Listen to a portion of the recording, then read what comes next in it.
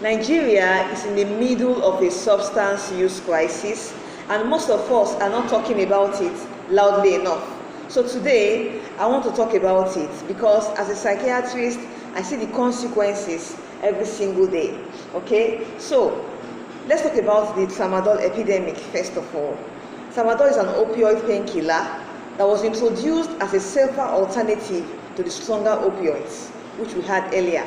But in Nigeria today, it has become one of the most abused substances that we have ever seen.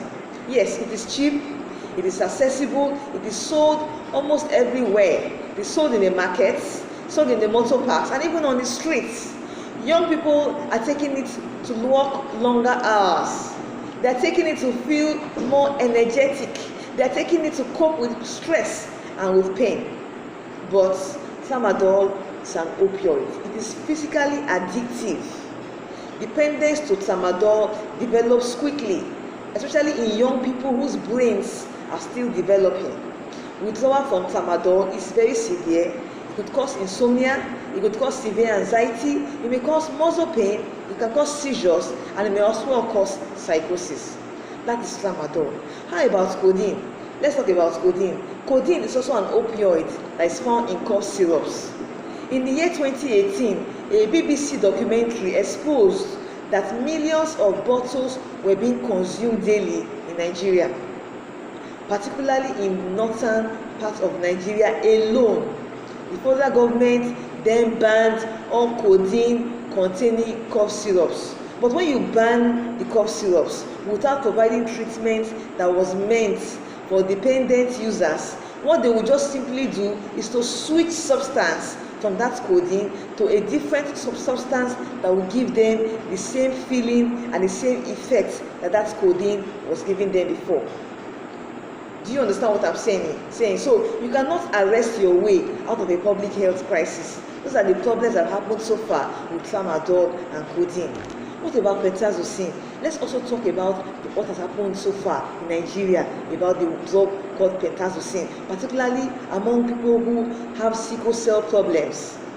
Now, the sickle cell problem, pentazocine is an opioid that is actually used legitimately for pain management in sickle cell crisis. In sickle cell disease, we are now seeing rising pentazocine dependence among sickle cell patients and even among those who are not sickle cell patients. Okay, they are not criminals. We won't call them criminals. These are patients who are actually in chronic pain, like they are having a medical problem and they are using it to medicate. They are using it to medicate and actually became dependent on a medication that was prescribed to help them. So this requires compassion and not punishment. So the question we should be asking ourselves now is, why is all of this even happening? Poverty, unemployment, unregulated pharmaceutical supply chain, inadequate mental health care services, peer pressure, lack of education about addiction as a brain disease. Most people think that addiction is a moral failure, not knowing that it's actually a brain disease, a medical condition.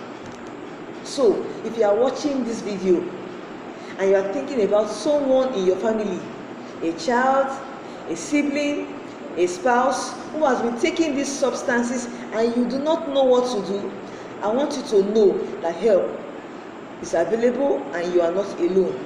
Sometimes, some families need one conversation with the psychiatrist to know which direction they should go. I offer that.